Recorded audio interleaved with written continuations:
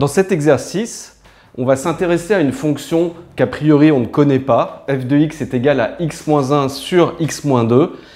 Et on va la ramener à l'aide d'un changement de repère à une fonction de référence connue qu'on a vue dans le cours. Alors, on va commencer bien entendu par étudier son domaine de définition. Donc, cette fonction est définie pour tout nombre réel x différent de 2, parce que si x égale 2, on a un dénominateur nul. Donc, le domaine de définition df, c'est R privé de 2. On nous demande ensuite, dans l'énoncé, de démontrer que f de x est égal à 1 plus 1 sur x-2. Donc on peut soit partir de ce que nous dit l'énoncé, et donc c'est extrêmement simple de voir que f de x c'est effectivement 1 plus 1 sur x-2, mais on peut aussi tout simplement partir de f de x et écrire que f de x c'est x-2 plus 1, c'est-à-dire x-1 sur x-2. Et on arrive directement à l'égalité recherchée. On va maintenant effectuer le changement de repère. On va prendre les trois points O', I' et J' dont les coordonnées sont indiquées ici, et puis un point M qui a pour coordonnées grand X, grand Y dans le nouveau repère, et petit x, petit y dans l'ancien repère. Alors, par la relation de Schall, on a OM qui est égal à OO' plus O'M.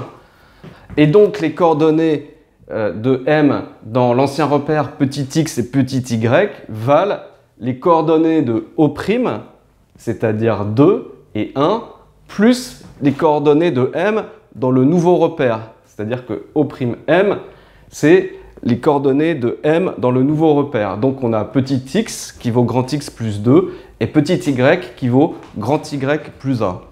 Alors, si on représente tout ça graphiquement, on a placé O', grand I' et grand J' en utilisant leurs coordonnées dans l'ancien repère. L'ancien repère est en blanc, le nouveau repère est en bleu. Donc si je prends un point M quelconque de coordonnées petit x, petit y dans l'ancien repère, ces coordonnées grand X et grand Y dans le nouveau repère se trouvent ici. Et on voit très bien graphiquement que petit x, il vaut grand X, c'est-à-dire cette longueur-là, plus l'abscisse de O', donc plus 2, ce qui était indiqué ici. Et petit y vaut grand Y, c'est ça, plus l'ordonnée de J. Voilà, donc on voit graphiquement que ce qu'on a trouvé est juste. Alors on va voir maintenant pourquoi on a fait ce changement de repère-là.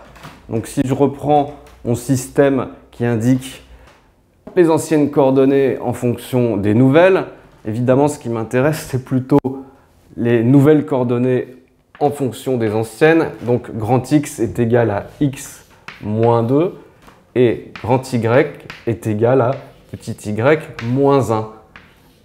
Et donc si je remplace dans l'équation de ma fonction, je vais avoir grand Y est égal à 1 sur grand X.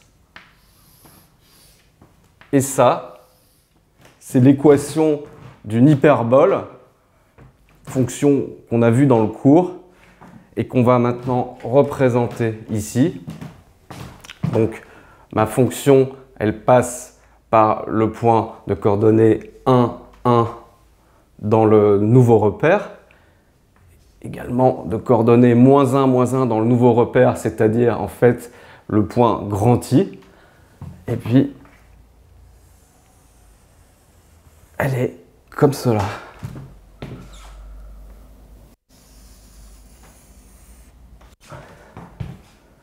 Voilà la courbe représentative de ma fonction f qui est définie sur grand R étoile dans le nouveau repère.